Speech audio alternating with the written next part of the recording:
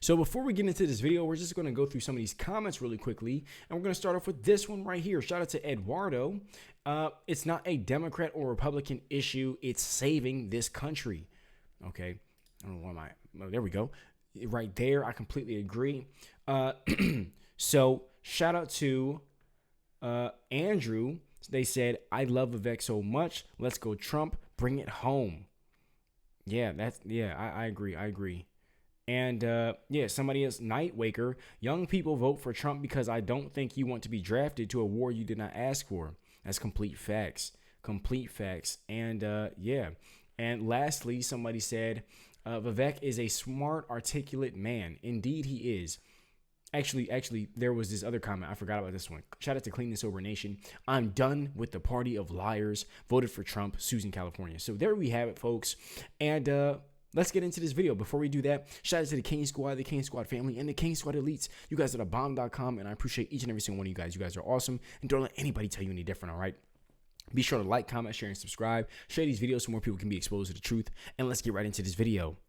Shout out to Vivek Ramaswamy. Let's go. Former presidential candidate Vivek Ramaswamy is here. All right, Vivek, this thing they say is tight. Every vote counts. What are you feeling and what are you hearing? So look, Jesse, I'm going to tell it to you like I see it. There's two possibilities here. One is we all have our heads stuck in our algorithmic echo chambers and we're seeing one view of the world. And I'd like to think that's not the case. The other possibility, which I think is going to be the case, is that Trump wins this decisively. And I think he has an opportunity to do something historic, not just win an election, but to actually rebuild the Republican coalition, a multi-ethnic, working-class coalition of voters that have redefined the Republican Party, that does what Reagan last did in the 1980s. That's the last time I think we will have seen this kind of election. So I hope I'm not eating my words 48 hours or 72 hours from now, but I don't think I will be. I think that we're seeing the makings of history right now, and I think it could be the single event that not only wins this election, but unites the country. And that's why I'm encouraging everybody I'm talking to. I was in Pennsylvania. I was at the Penn State-Ohio State game. I was telling people the same thing is November 5th is not the destination. It is the start line for reviving this country. I think people are hungry for it, and I think we feel pretty good, Jesse. Well, I hope you're right. I completely agree with Vivek right there because the country is just in shambles. It's an absolute dumpster fire, and that's all due to the Biden administration, the Biden and Harris administration, the Harris and Walz administration. Well, here that they're trying to push now. But yeah, Ku Klux Kamala's in charge right now. You know, we don't know what Biden's doing. He's out here eating, biting babies and putting on MAGA hats. He doesn't know what party he's a part of. He's just kind of wandering around, and they're just kind of like the nurse forgot to check up on him or something. It's just a wreck. So, and one of the things that you see with the Trump administration is that with Trump running this time, he really is bringing everybody together, like of all races, everybody of all different classes, everyone who, he's just bringing people together, all ethnicities. I know that's races pretty much. But yeah, all ages, all that kind of stuff. Yeah, even animals, and rip Peanut, by the way. But yeah, that's one of the things you see with Trump, which is the complete opposite that you see with the Democratic Party. The Democrat Party, they're actually out here creating more division and causing more chaos. And that's just what you see. No one wants you to be more right than I do, Vivek. But in 2022, we all thought it was going to go one way. Kind of didn't. Women showed up big. The candidates didn't really perform like they thought we would. Is that a possibility this time that we just don't see the wave of women coming? Look, making the predictions as of today, anybody's predictions are fair game, Jesse. I'm focused on what we can do to actually change that outcome, right? And this is in the hands of actual everyday Americans. In particular, I think one thing that's going to swing this election, unlike any other, is Gen Z turnout, especially in places like Pennsylvania. I was at that football game on Saturday. I was on college campuses in Pennsylvania the prior week beforehand. I think we're going to see Gen Z turnout like we haven't seen in a very long time. If they come out in droves, and what I'm seeing is a big turn amongst young voters to Trump in a way that hasn't been true for Republicans in a generation, if not ever. And if they actually show up, these first-time so-called low-propensity voters, I think that could be the margin here. If they don't show up, I think it's a different story. And so I'm less focused on making the predictions and more focused on what we can do to actually get the outcome that we know is right for the country. Yeah, that's a big deal right there. Because this Gen Z can vote now, so that Gen Z has a voice. I mean, you see the microphone in front of me, but yeah, but Gen Z has a voice now. Gen Z we're the new adults. That's a big deal. They tried to. I believe we could have voted back in the last election. I believe I wasn't too big into politics, so I really don't remember all the more. But yeah. With Gen Z, you have Gen Z over here saying over here on TikTok that it's like the worst time to be an adult. Like we all done graduated, and we done entered the workforce. People are trying to launch, and it's like you can't launch. It's like you can't really start families. Good luck with all of that. People are being sabotaged early on. It's kind of like you ever saw a video of those baby turtles trying to hit the ocean and then some of them get eaten. That's kind of what it's been like for like a Gen Z person after they graduated. All right. And then they enter the workforce and find out the job market is horrendous and all this other kind of stuff. And, rents are sky high, especially if you live in like liberal states, and high taxes and all this other nonsense. But yeah, that's, so Gen Z is fed up. I mean, it really was with Biden. It was the student loan debt relief, all that kind of stuff. And then with Kamala Harris, it's the deleting babies thing. So they're trying to get that wave of women. You even had Mark Cuban try to manipulate women with no strong women support Trump. I was like, wow, really? Well, okay, then you asked for it. And especially for Gen Z. I mean, if we're in World War III, it's going to be somebody else's gun over their shoulder. It's going to be the national debt that falls on their shoulder.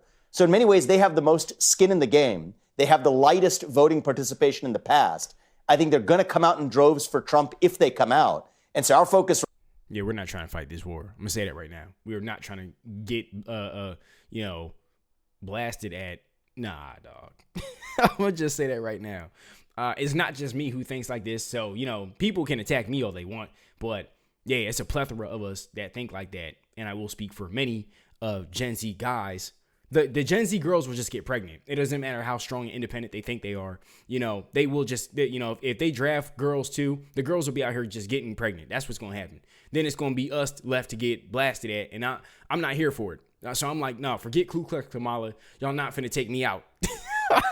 That's kind of what happened. It's not just me saying this either. Like, I'm serious. Go on TikTok. See what your kids are seeing. All right. Especially if you have sons.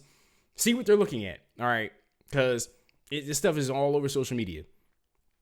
Right now is less than sitting back and making the predictions, actually driving the kind of voters we need to get to the ballot box and secure victory and I think save this country. We're hearing a lot about New Hampshire all of a sudden. We're hearing stuff about Virginia, New Jersey.